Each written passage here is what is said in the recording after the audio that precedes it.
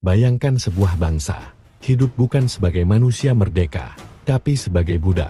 Mereka bekerja tanpa pilihan, hidup tanpa arah, dan perlahan mulai lupa siapa diri mereka sebenarnya.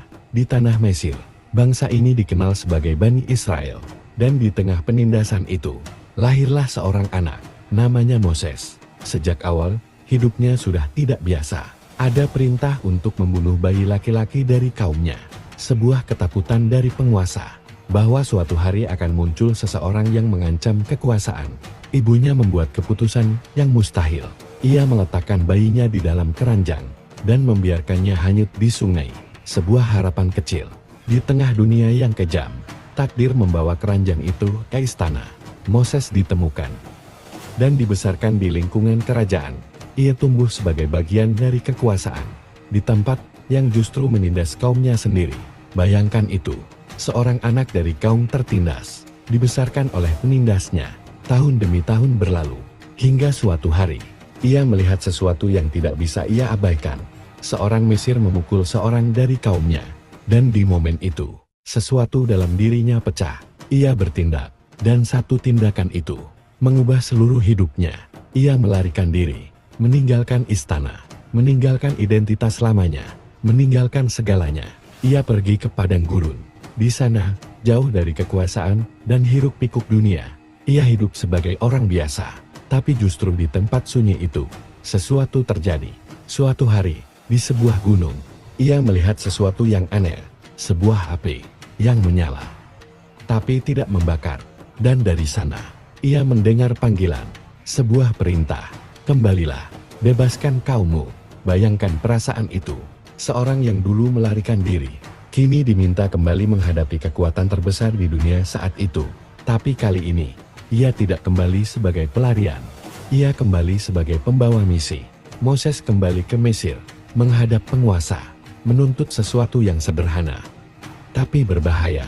"Bebaskan bangsaku." Namun kekuasaan tidak pernah menyerah dengan mudah. Penolakan datang, tekanan meningkat, hingga akhirnya terjadi rangkaian peristiwa besar yang mengguncang Mesir. Dan di titik itu, sejarah berubah. Bangsa Israel keluar dari Mesir. Peristiwa ini dikenal sebagai Exodus. Bukan sekadar pelarian. Ini adalah awal dari sesuatu yang baru. Sebuah bangsa yang tidak lagi hanya disatukan oleh darah, tapi oleh kepercayaan. Namun perjalanan mereka belum selesai.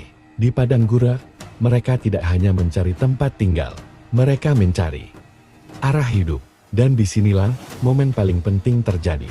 Di Gunung Sinai, Moses naik seorang diri. Dan di sana, ia menerima sesuatu yang akan mengubah sejarah manusia. Hukum.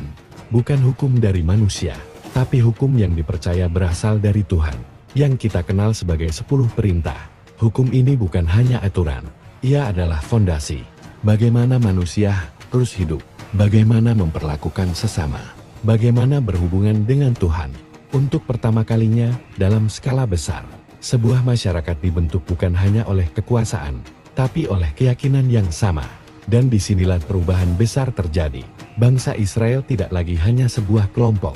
Mereka menjadi sebuah identitas. Identitas yang dibangun dari iman, hukum, dan perjanjian dengan Tuhan. Moses bukan sekadar pemimpin. Ia adalah penghubung antara manusia dan Tuhan, antara kebebasan dan aturan, antara kepercayaan dan kehidupan sehari-hari.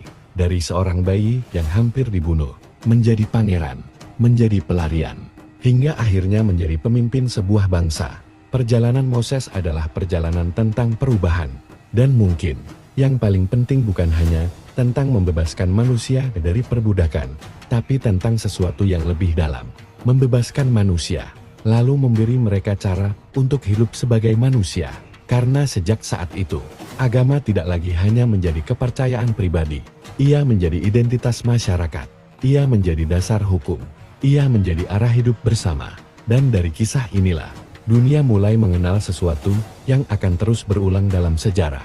Ketika kepercayaan menjadi identitas, maka ia juga bisa menjadi kekuatan yang menyatukan atau memisahkan manusia.